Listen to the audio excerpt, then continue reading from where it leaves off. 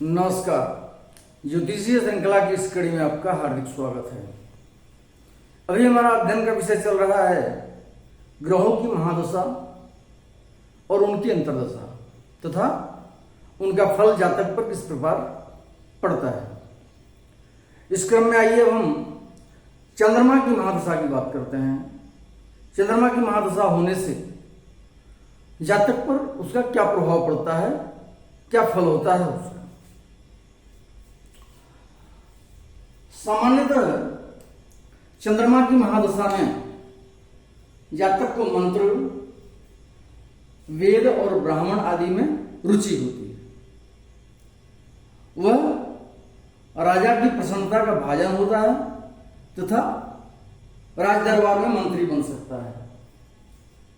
उसे युवती स्त्रियां धन, पृथ्वी, पुष्प, गंध और भूषण इत्यादि जितने भी सुखकारक पदार्थ हैं उन सब का लाभ होता है।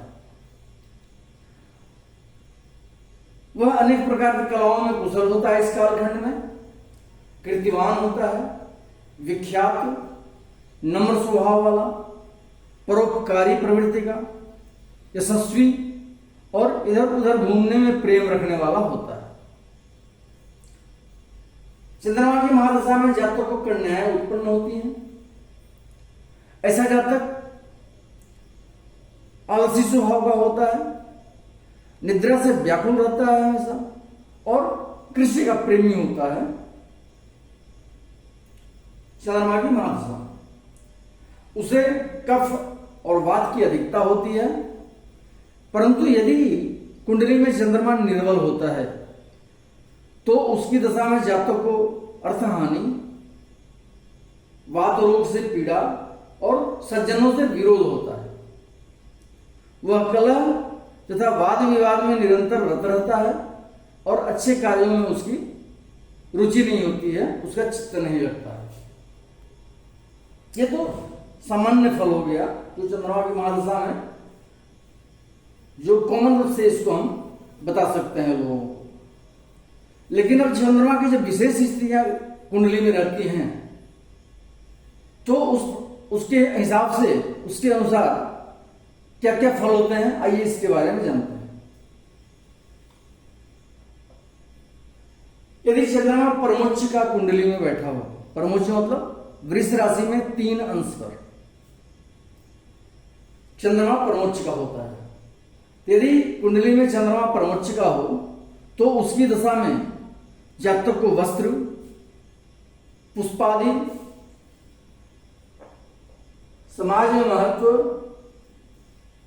स्त्री और धन की प्राप्ति होती है तथा संतानोत्पत्ति से उसका मनोविनोद होता है।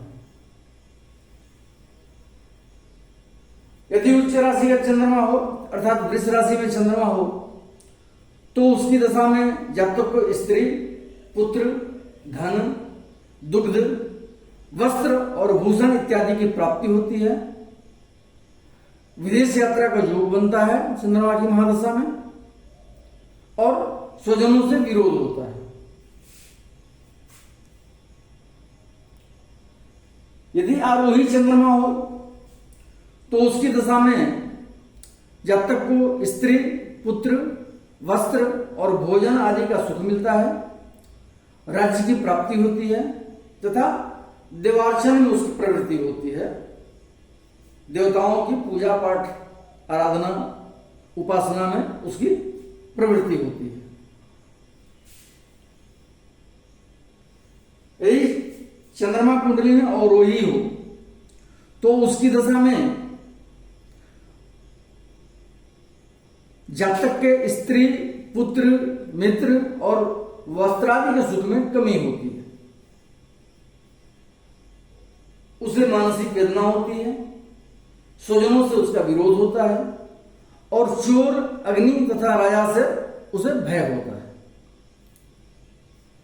और ऐसे जातक को कुआं, पोखरा, नदी, तालाब इत्यादि जलाशय में गिरने का या डूबने का भय भी बना रहता है।